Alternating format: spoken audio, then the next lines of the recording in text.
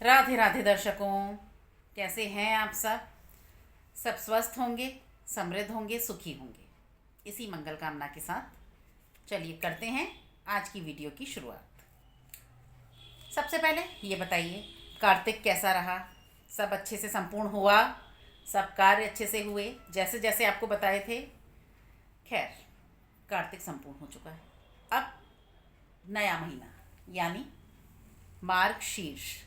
मार्गशीर्ष का बेहद खूबसूरत महीना शुरू हो चुका है।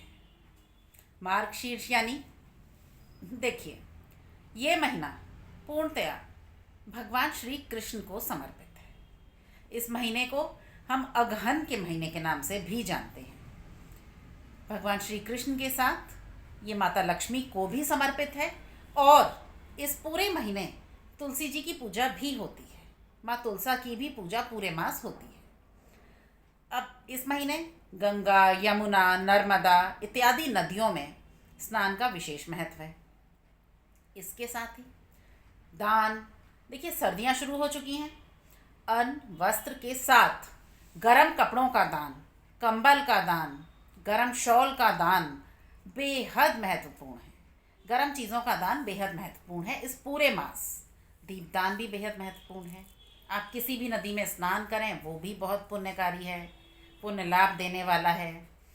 इन सब के अलावा इस महीने में जो विशेष महत्वपूर्ण बात है वो है श्रीमद् भगवद गीता।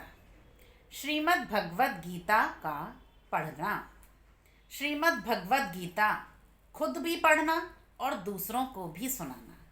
श्रीमद् भगवद गीता अपने मंदिर के आगे बैठकर अपने मंदिर में बैठे ईश्वर को, भगवान को, मंदिर में विराजमान भगवान को सुनाना बेहद पुण्य लाभ का कार्य। दूसरा, खुद पढ़ने के साथ साथ अपने आंगन में बैठी माँ तुलसा को सुनाना बेहद पुण्य का काम। भगवद गीता, श्रीमद् भगवद गीता अपने भगवान को, अपने मंदिर में विराजमान ईश्वर को और अपने आंगन में बैठी माँ तुलसा को सुनाना बेहद पुण्यकारी। कई कई कई हजार गुना लाभ और पुण्य मिलता है ये दोनों को सुनाने का और खुद पढ़ने का। श्रीमद् भगवद गीता इतना पुण्य, इतना खूबसूरत महीना है। भगवान श्री कृष्ण स्वयं कहते हैं गीता में, मार्गशीर्ष एक बेहद खूबसूरत महीना, सब महीनों में सबसे खूबसूरत महीना मार्गशीर्ष। तो खैर, अब हम आगे बढ़ते हैं। अब देखिए, मैं आपको बताऊं, बहुत समय से जो आज मैं आपके सामने प्रसंग साझा कर रही हूँ ये बहुत समय से प्रतीक्षा में लटका हुआ था।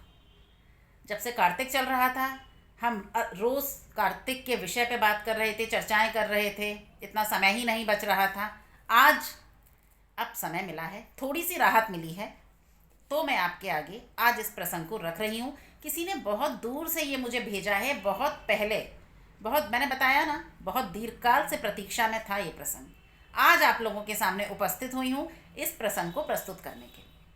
बहुत ध्यान से सुनिएगा, बहुत एकाग्रचित होकर सुनिएगा। वो लोग जो आए दिन, बहुत लोगों से, मुझसे भी बहुत लोगों ने ये सवाल किए हैं कि देखिए, जब हम इतनी पूजा पाठ, इतनी भक्ति, सब कुछ ईश्वर की करते हैं, फिर जीवन में दुख क्यों है, तकलीफ़ें क्यों हैं, क्यों कष्ट हैं?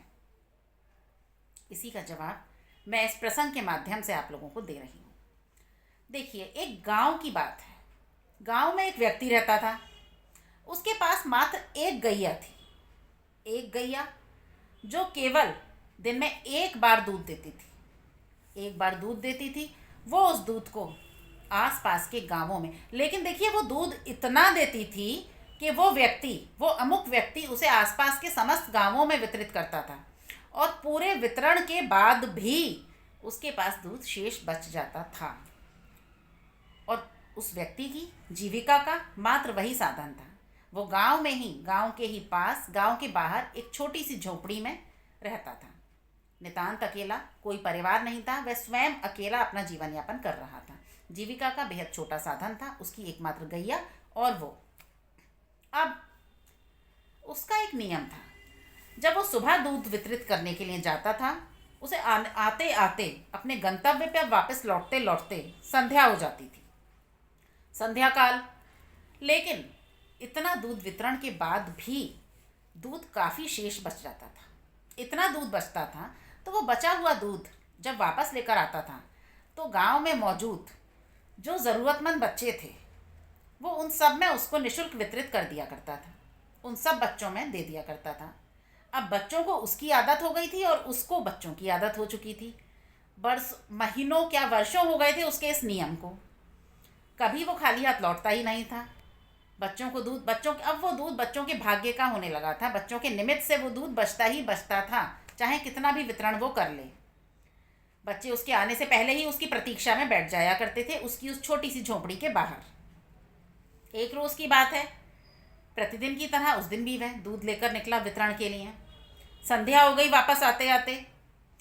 अब रास्ते में अचानक उसका पैर किसी वस्तु से टकराया, ठोकर लगी और वह व्यक्ति अपने दूध के कलसों समेत ज़मीन पर गिर पड़ा।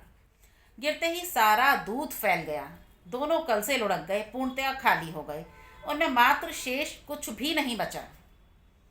वो व्यक्ति देखता रह गया, ये क्या हुआ? मेरा तो बरसों का नियम है, मैं इसी रास्ते से आता जाता हूँ, आज ये क्या हुआ? उसका समस्त दूध फैल चुका था, नष्ट हो चुका था। अब बेहद भारी मन से, बेहद दुखी होकर उसने अपने दोनों कलसे उठाए और अपने गंतव्य की तरफ पुनः रवाना हो गया। धीरे धीरे वो गांव पहुंचा, अपनी झोपड़ी पर पहुंचा। उसने दूर से देखा वही बच्चों का पूरा झुंड जो रोज़ उसकी प्रतीक्षा उसके आने से घंटों पहले से करने लगते हैं। सब उसकी झोपड़ी के बाहर बैठे हुए थे, कतारबद्ध होकर, पंक्तिबद्ध होकर। अब आलम ये था कि गांव के आसपास के गांव के ज़रूरतमंद बच्चे भी उसकी झोपड़ी के बाहर दूध के वितरण के लिए आने लगे थे। सब अपने अपने मिट्टी के कुल्हड़ लेकर आते थे और उसमें वो व्यक्ति सबको दूध वितरित करता था। अब जब उसने दूर से ही देखा इतने बच्चों का समूह, वो क्या करेगा, क्या कहेगा इन बच्चों से, क्या वितरित करेगा इन सब बच्चों में, इतने बड़े समूह में? क्या ये बच्चे खाली हाथ लौटेंगे? बेहद निराशापूर्ण, बेहद हतोत्साहित होकर भारी मन से, भारी कदमों से अपने झोपड़ी की तरफ बढ़ा। टूटे फूटे कदमों से, बेहद निराश मन से उन बच्चों के पास पहुंचा। बच्चे उसे देखते ही एकदम ऊर्जावान हो गए, खुशी से खड़े हुए। उन्हें पता था अब हमें क्या मिलने वाला है। लेकिन उस व्यक्ति ने बेहद गंभीर स्वर में उन बच्चों से कहा, आज दूध नहीं है, सारा दूध नष्ट हो गया, सारा दूध फैल गया, मेरे दोनों कलसे पूर्णतया खाली हैं। तुम लोगों के लिए आज मेरे पास कुछ भी नहीं है तुम लोगों को देने के लिए। बेहतर है तुम लोग अपने अपने घर वापस लौट जाओ, अब कल आना। बच्चे उसकी बात चुपचाप सुनते रहे, कौतूहल से उसे देखते रहे, आंखें फाड़े, पर कोई कुछ नहीं बोला। सब निशब्द, निष्प्राय। वो व्यक्ति उसी टूटे फूटे मन से, भारी कदमों से अपनी झोपड़ी के अंदर चला गया। अंदर तो चला गया, पर उसके मन में वही प्रश्न उसे परेशान करे जा रहा था, अब क्या करूँगा, अब क्या दूंगा इन बच्चों को जो जाने कब से मेरी प्रतीक्षा में बैठे थे। क्या दूँ इन्हें? क्या इन्हें ऐसे ही लौटाऊँ? क्या करूँ? पर कोई जवाब नहीं था, क्योंकि देखिए वो इतना साधारण और इतना संतोषी व्यक्ति था। उसकी उस छोटी सी टूटी फूटी झोपड़ी में उसकी एक टूटी खाट के अलावा और कुछ भी नहीं था उसके पास देने के लिए। जीविका का मात्र एक साधन था, उसकी गाय, उसकी गैया का दूध, और कुछ था भी नहीं। अब देता तो क्या देता। तत्पश्चात थोड़ी देर बाद उसने अंदर से झांका बाहर। बच्चे कुछ जा चुके थे, कुछ उसकी प्रतीक्षा में अभी भी बाहर बैठे हुए थे। उसका मन बेहद भारी हो रहा था, क्या करे। अचानक उसके मन में कुछ आया, उसके चेहरे पर एक विजय मुस्कान लहरा गई, जैसे उसको कुछ सूझ गया। वो जल्दी से उठा, उसने लकड़ी की टोकरी से ढका हुआ उठाकर कुछ देखा। उसे कुछ याद आया। उसने कल रात को दूध अतिरिक्त होने के कारण भगवान के भोग के लिए खीर बनाई थी, और वो खीर इतनी ज़्यादा बन गई थी, मात्रा में इतनी अधिक थी कि उसने वो पात्र भर कर उठाकर रख दी थी बच्चों में वितरण के लिए। अब कौतूहलवश उसने उस टोकरी को उठाया, देखा वो खीर वैसे ही वहाँ मौजूद थी। पूरा पात्र लबालब खीर से भरा हुआ। अब क्या था उसके चेहरे पर? वही विजय मुस्कान, वही स्फूर्ति चेहरे पर, वही चमक, वही हर्षोल्लास से भरा हुआ हृदय जो थोड़ी देर पहले तक किस हालत में था। खैर, उत्साहित होकर उसने वो पात्र उठाया और बड़े खुशी खुशी झूमते हुए प्रसन्नचित होकर झोपड़ी के बाहर गया। बाहर जाकर देखा वहाँ कोई भी नहीं था। अंधेरा घिराया था, चारों तरफ अंधेरा था। सब बालक जा चुके थे। उसकी प्रतीक्षा करते करते सब बालक वहाँ से जा चुके थे। अब बेहद निराश, बेहद मायूस मन से उसने इधर उधर देखा, दूर तक नज़र दौड़ाई, लेकिन वहाँ तो कोई दिख ही नहीं रहा था सिवाय अंधेरे के। दूर दूर तक फैला अंधेरा। बेहद निराश होकर अपने पात्र को देखने लगा।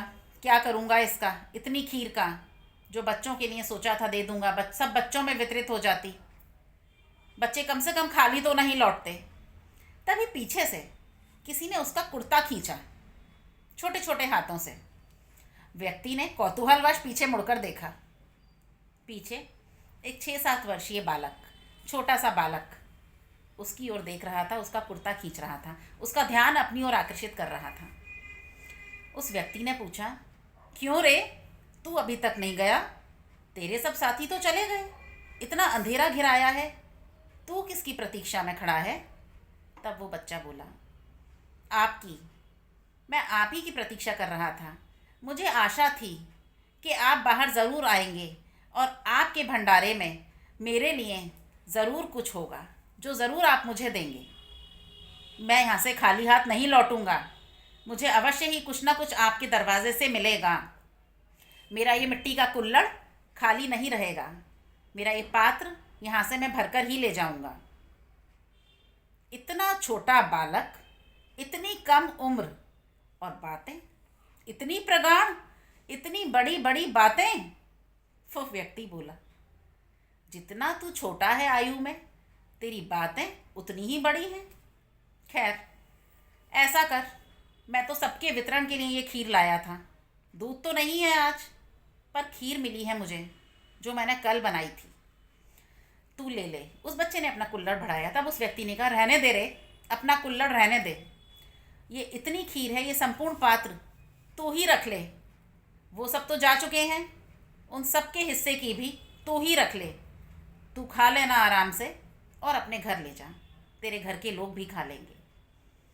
तब वो बालक इतना खुश हुआ, इतना हर्षोल्लास उसके चेहरे पर, इतनी प्रसन्नता उसके चेहरे पर, जैसे उसे बिन मांगे स्वर्ग मिल गया। खैर, उसने वो पात्र उस बच्चे को दिया। वो बच्चा प्रफुल्लित होकर, उत्साह से भरा हुआ, दौड़ता हुआ वहाँ से चला गया अपने गंतव्य की ओर। बालक तो चला गया, उस आदमी के मन को जो सुकून मिला कि मेरे दरवाजे से चलो कोई तो अपना पात्र भरकर ले गया, खाली तो नहीं गया। अब देखिए, ये प्रसंग यहीं तक था। अब देखने वाली बात क्या है? देखने वाली बात ये है कि जब दुख आते हैं, कष्ट आते हैं, तब हम खुद को दोष देते हैं, ईश्वर को दोष देते हैं और भाग्य को दोष देते हैं। लेकिन उस वक्त हमारी भक्ति, भाव, आस, विश्वास और समर्पण जाने कहाँ चला जाता है। काश अगर हम उस छोटे बालक की तरह वही भरोसा और वही आस अपने ईश्वर पर बनाए रखें जो उसने उस अमुक व्यक्ति के प्रति बनाए रखी थी। अंत तक, प्रतीक्षा की घड़ियां पूरी होने तक उसका विश्वास नहीं डगमगाया था, उसकी आस नहीं टूटी थी। वो वैसे ही ऊर्जावान होकर उसकी प्रतीक्षा कर रहा था, इस उम्मीद से कि मुझे आज कुछ ना कुछ मिलेगा, मैं यहाँ से वापस नहीं लौटूंगा। ठीक वैसे ही भाव, वैसा ही भक्ति, वैसी ही आस, वैसा ही भरोसा और समर्पण अगर हम और आप अपने ईश्वर से बांध लें ना, अपने भगवान से बांध लें, अपने भगवान को अपना सर्वस्व सौंप दें, वो विश्वास, वो आस, वो भक्ति, वो भाव अपने ईश्वर से जोड़ लेना, उस डोर को कसकर पकड़ लें मजबूती से, तो देखिए क्या क्या क्या क्या होता है। जो दुख की रात है ना, जो दुख के दिन हैं, कब बीत जाएंगे आपको पता भी नहीं चलेगा। भगवान जीवन में दुख देते ही इसलिए हैं क्योंकि वे आपको सदृढ़, समर्थ और सक्षम बनाना चाहते हैं आने वाली परिस्थितियों के लिए। पर आप तो उनसे घबरा जाते हैं। लड़िए ना पूरे हौसले के साथ, सामना कीजिए ना पूरी हिम्मत के साथ, अपने हरि नाम के साथ उन दुखों का, उन परिस्थितियों का। यूं कटेंगे वो दुख के दिन। ये उन लोगों के लिए कह रही हूँ जो अक्सर ये कहते हैं कि इतनी भक्ति के बाद भी ये कष्ट क्यों आते हैं जीवन में। भाई, ईश्वर आपको मजबूत बनाना चाहते हैं, नव निर्माण करना चाहते हैं, आपका समर्थ बनाना चाहते हैं आपको, इसलिए ये दुख आते हैं। उस नन्हे बालक की तरह आप भी दीजिए ना अपना समर्पण, अपनी आस, अपना विश्वास, पूर्ण रूपेण विश्वास और भक्ति भाव अपने परम पिता परमात्मा को, अपने ईश्वर को दीजिए ना आगे बढ़कर। क्या होगा? कम से कम आपके पास कोई शिकायतों की लिस्ट नहीं होगी। आपके पास कहने के लिए आगे भविष्य में ये नहीं होगा कि जीवन में दुख क्यों आता है। दुख तो आकर है ही अस्थाई, आकर कुछ दिन बाद चले ही जाना है। तब होगी सुख की नव प्रभात, सुख की नई भोर, सुख का नया सवेरा। पर इतना विश्वास, आस, भाव, भक्ति आपकी मजबूत तो हो, प्रकांड तो हो, उस छोटे बालक की तरह जिसकी उम्र तो बहुत कम थी पर बातें बहुत बड़ी बड़ी। आप भी तो प्रकांड कीजिए अपनी भक्ति को, अपने भरोसे को, अपने ईश्वर से। फिर देखिए आपको इतना मिलेगा जितना आपने सोचा भी नहीं होगा। आपकी सोच से परे, आपकी स्मरण शक्ति से परे, आपके मस्तिष्क पटल में वो सोचा गया भी नहीं होगा। इतना आपको मिलेगा, इतना मिलेगा कि आप उसे संभाल नहीं पाएंगे। आपके दोनों हाथ भी ना काफ़ी होंगे उसे संभालने के लिए, उसे जोड़ने के लिए, उसे इकट्ठा करने के लिए, उसे एकाग्र करने के लिए। इतना आपके ईश्वर आपको देंगे। देर है सिर्फ अपने बेजोड़ भरोसे की, पूर्णतया भक्ति और समर्पण की, जो आपको अपने ईश्वर को देना है। फिर देखिए कैसे बदलते हैं दिन, कैसे बदलता है जीवन, कैसे बदलती है आपकी सोच, जो आज थोड़ी विपरीत है, लेकिन जब परिस्थितियाँ आपके पक्ष में होंगी ना, तब आप सोचिएगा मैंने क्या कहा था आपसे, क्या समझाया था आपको। आज की ये वीडियो उन्हीं लोगों के लिए हैं जो बेहद जीवन से निराश, हतोत्साहित हो चुके हैं, टूट चुके हैं, बिखर चुके हैं और दिन रात खुद को, ईश्वर को और भाग्य को कोसते रहते हैं। देखिए दुख की ये घड़ियाँ बीतनी हैं, ये सुनिश्चित है। आप उसको कितने हौसले और हिम्मत के साथ काटते हैं ये आप पर निर्भर करता है। आप उसका निर्वाह कैसे करते हैं ये आप पर निर्भर करता है, ये आपको तय करना है। तो चलिए छोड़िए सब चीज़ें, उठ खड़े होइए, कस लीजिए कमर। अब जीवन में कभी नहीं कहना पड़ेगा दुख क्यों आता है। ईश्वर की भक्ति के बाद भी नहीं आएगा अब दुख, नहीं कहेंगे आप ये, क्योंकि ईश्वर ये दुख के दिन तो आपके कटवा ही देंगे। उसके बाद जितना आपके खाते में आएगा ना, जितना आपको ईश्वर अपने दोनों हाथों से देंगे, आप संभाल नहीं पाएंगे, दावा है मेरा। आप उसे इकट्ठा भी नहीं कर पाएंगे, दावा है मेरा। इतना आपके भगवान आपको देंगे। उससे पहले लेकिन आपको अपनी भक्ति, भाव, आस और भरोसा, समर्पण ईश्वर को देना होगा। फिर देखिए कैसे बदलता है सब कुछ, कैसे आता है जीवन में महा बदलाव, जो आना लगभग सुनिश्चित है। तो चलिए इस वीडियो के माध्यम से आज मैंने उन सब लोगों को ये समझाने की एक कोशिश की है, एक प्रयास किया है, जो जीवन से बेहद निराश हो चुके हैं, हतोत्साहित हो चुकी हैं। उठिए, जीवन में नई ऊर्जा का संचार कीजिए, क्योंकि बहुत जल्द ये अर्धरात्रि, दुख की रात्रि अब समाप्त होने वाली है और नव प्रभात होने वाला है सुख का। नई भोर होने वाली है सुख की, सुख का नया सवेरा आपका इंतज़ार कर रहा है। इस वीडियो को देखने के बाद सोचिएगा, विवेचना कीजिएगा, क्या ऐसा होता है? ऐसा होता है मेरे दोस्त। देर है उसी भक्ति, उसी भरोसे और उसी भाव की जो उस नन्हे बालक के थे उस व्यक्ति के प्रति। जोड़िए अपने भाव, अपना भरोसा, अपना समर्पण अपने ईश्वर से, तभी मिलेगी आपको हरि कृपा, हरि शरणम। देखिए, भगवान शरणागत वत्सल हैं। अगर आप उनकी शरण में पहुंच गए, हरि शरण हरि कृपा मिलना आपको तय है। अब इस वीडियो को ढंग से देखिए, एकाग्रचित होकर मेरी बातों को सोचिए, गौर करिए, अपने आप विवेचना कीजिए कौन सही कौन गलत। और जब जीवन में बदलाव आए तो मुझसे अवश्य साझा कीजिएगा, ज़रूर बताइएगा मुझे। तो चलिए अब वीडियो को विराम देते हैं। मिलती हूँ आपसे बहुत जल्द एक नई वीडियो में। तब तक के लिए जय जय श्री राधे, जय जय श्री राधे, जय जय श्री राधे।